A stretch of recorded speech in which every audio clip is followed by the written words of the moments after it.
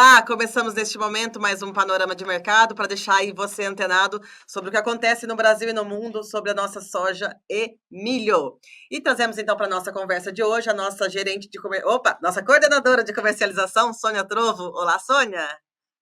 Bom dia, Vanessa. Bom dia aos nossos clientes e cooperados da Coopermota.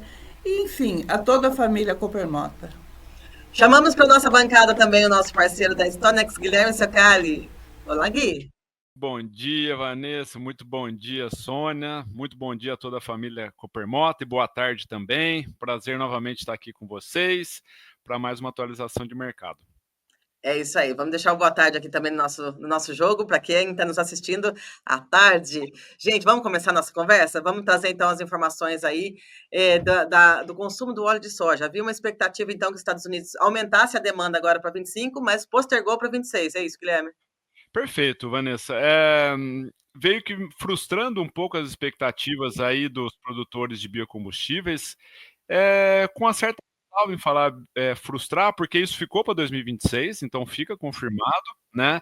É que se criou uma expectativa enorme para começar em 2025 e que isso demandaria muito, só um parênteses, né? A gente tem aí, né, um esmagamento abril 25, 12% acima do 24, então vê que isso está crescendo, né? A demanda por soja está crescendo dentro dos Estados Unidos.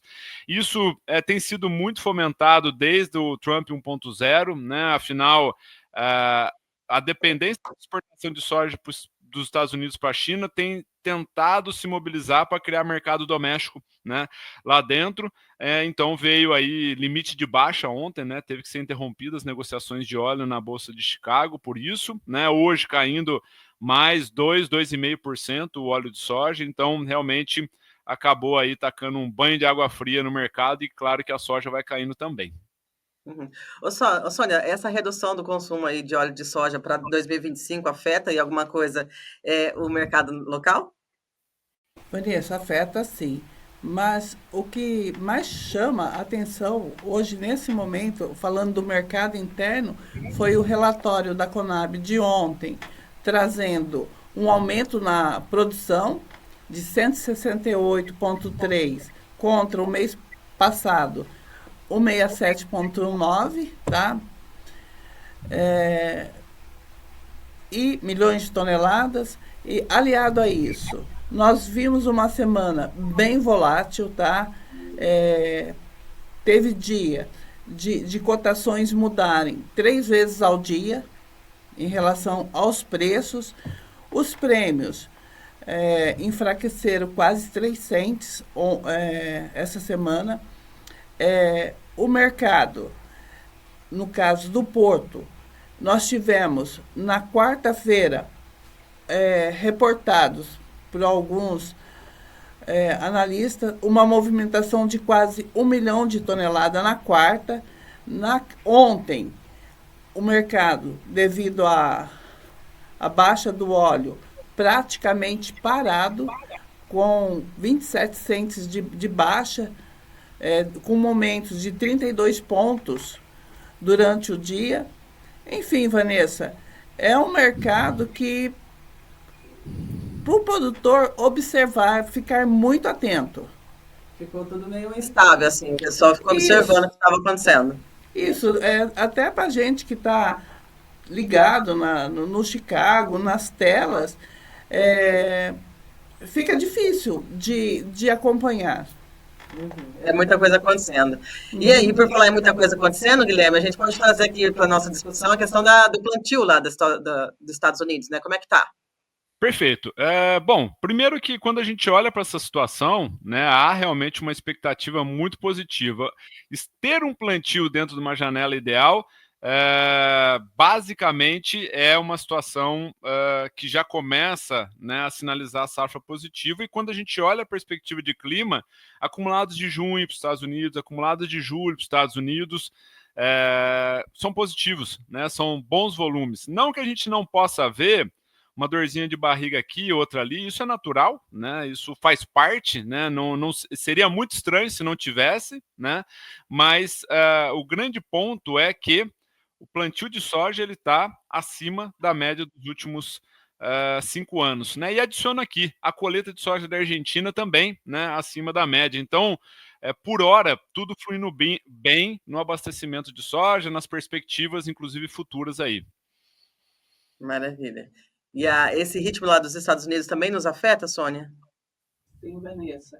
Eu até falo para os nossos clientes o seguinte: a única mudança, única, né, hoje no mercado que poderia ocorrer é algum acontecimento, ou seja, uma alta expressiva no dólar ou alguma quebra, alguma mudança na safra americana. Entendi. Essa aí é uma coisa que está diretamente ligada com a nossa realidade, né? Isso. Uhum. E aí, passando então para o milho, vamos falar do nosso outro grão tão importante aqui para a gente. Também falamos de plantio lá nos Estados Unidos e colheita na Argentina, né, Guilherme? Eu acho que a gente tem que aproveitar, né, e falar sobre isso, assim como para a soja, para o milho, plantio acima da média dos últimos 5 anos, né? Lembrando que agora, nas segundas-feiras que eles acabam divulgando, a segunda-feira passada quase já em 70%, então indo muito bem. Ritmo de colheita da Argentina, né, também quando divulgado no início da semana, próximo de 40%, agora quando divulgar na semana que vem também já deve romper os 50%, ou seja, pensando em safras, né, seja a colheita da América do Sul, que já vai deixando a safra passada, né, seja da safra norte-americana, que já vai dando bons sinais, tudo indo muito bem. Então, um pouquinho diferente da soja, que espera-se uma produção levemente menor do que o ano passado nos Estados Unidos, né? Esse andamento de plantio, boas perspectivas, traz um sentimento de uma produção possivelmente recorde para os Estados Unidos em termos de milho, né? Então, vale a gente acompanhar isso aí, e se isso acontecer, né, é um ponto para a gente pensar. A gente está vindo, né, para um safrinha gigantesco aqui, né, está vindo para uma produção de milho muito boa na Argentina e vindo uma produção recorde para os Estados Unidos, possivelmente a gente começa a equilibrar, né, esse estoque menor dos últimos 11 anos, estoque mundial menor dos últimos 11 anos aí, então a gente teria aí uma briga na exportação entre os portos dos Estados Unidos, Argentina e Brasil. Vamos ficar atento a isso. O clima lá para essa safra nos Estados Unidos está interessante, a perspectiva? Muito positiva, né? Por hora, os acumulados para junho e julho são positivos. Agosto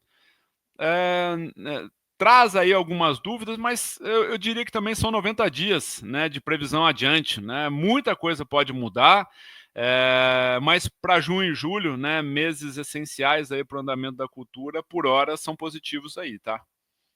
Ô, Sônia, como que o mercado nacional avalia tudo isso? Como o Gui pontuou agora, o Brasil continua fora do radar de exportação, por enquanto, né, em relação a preços. No caso do mercado interno, o que a gente percebe?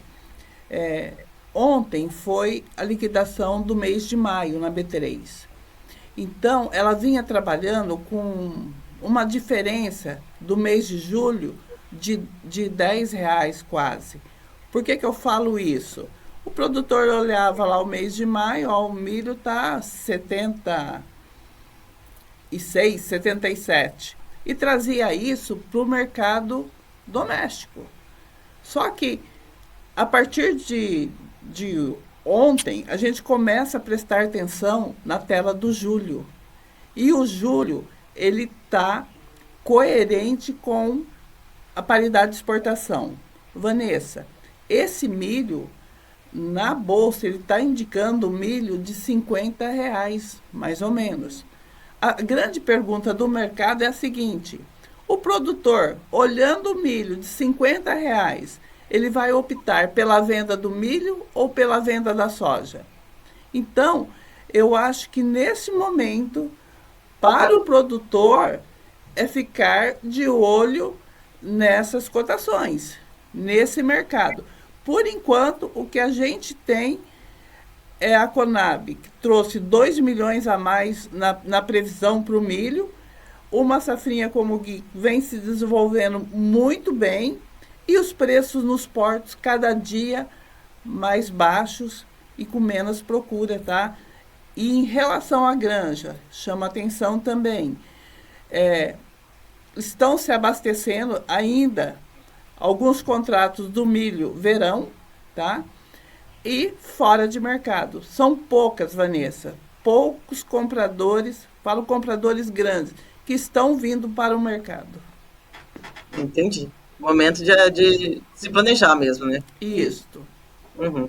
E aí, então, a gente continua a nossa conversa puxando o nosso próximo tópico, que seria a questão aí do olhar da China para o DDG brasileiro. O que seria isso, Guilherme?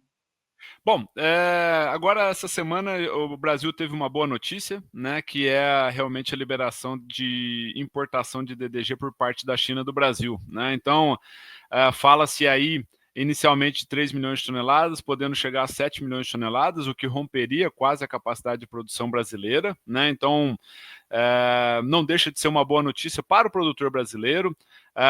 Não se espera que isso inicie esse ano ainda, né? Há uma questão de documentação e por aí vai, mas é uma baita de uma notícia aí em termos de demanda, né? Então, olha, eu vou aumentando o programa de produção de etanol de milho, né? Vou tendo uma oferta de DDG, vai concorrendo com o farelo de soja brasileiro, né? E isso, claro, que acaba impactando um pouco a margem de esmagamento, e agora, né, com uma alternativa de também colocar a DDG, né, na China, outros mercados já estão demandando, né? Ano passado encerrou isso próximo de 1 milhão de toneladas, né? Mas agora com o mercado da China, que é gigantesco, né? Isso acaba sendo uma baita de uma notícia.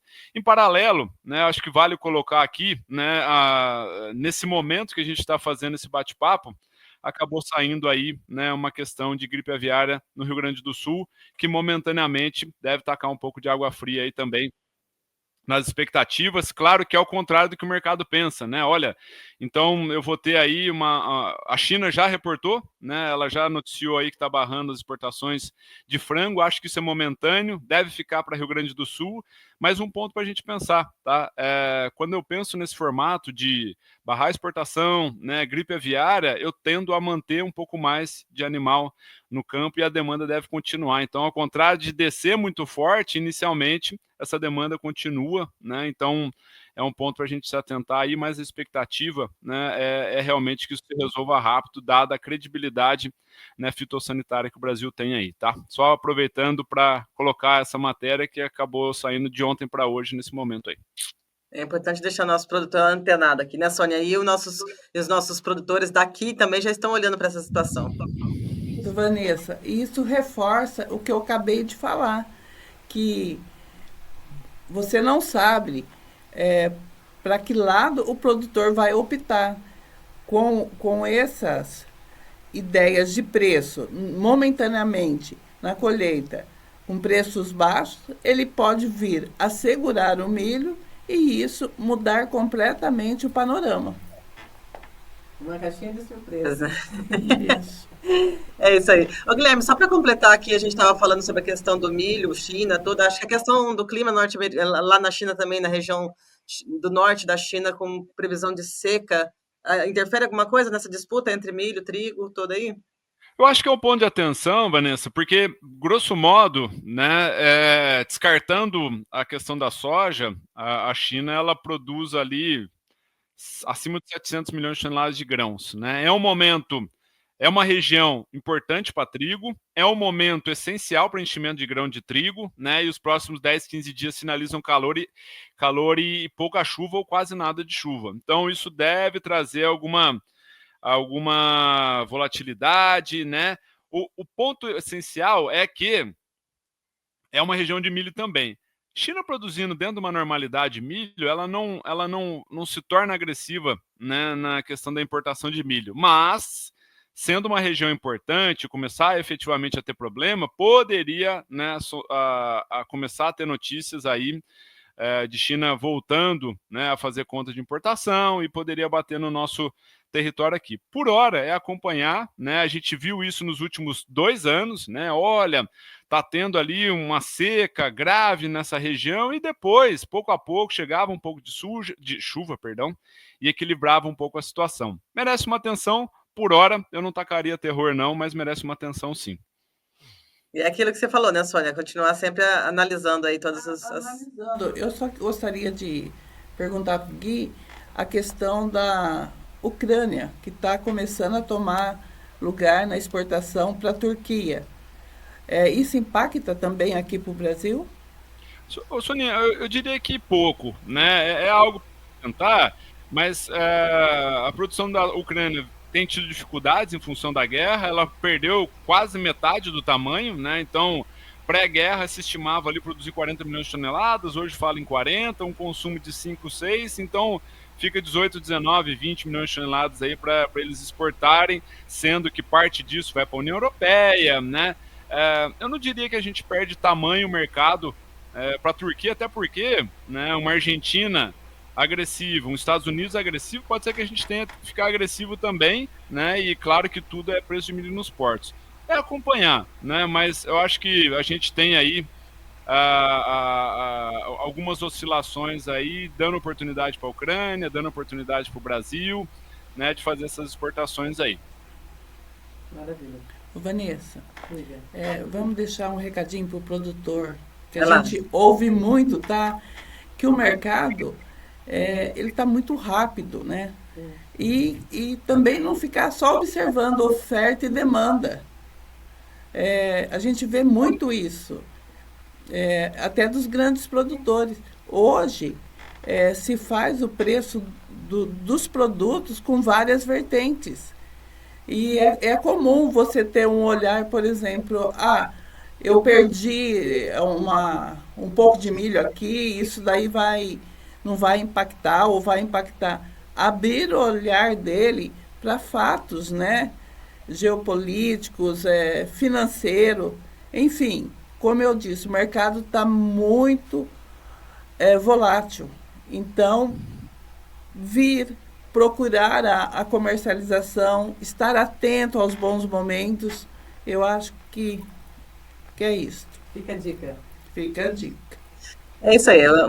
Essas questões são todas muito, muito complexas e não é só um ou dois fatores que vão definir os preços, né? É isso aí. Com isso, então, a gente conclui o nosso panorama de mercado dessa semana. Esperamos vocês na próxima semana com mais informações. Até lá. Até lá. Tchau. Tchau.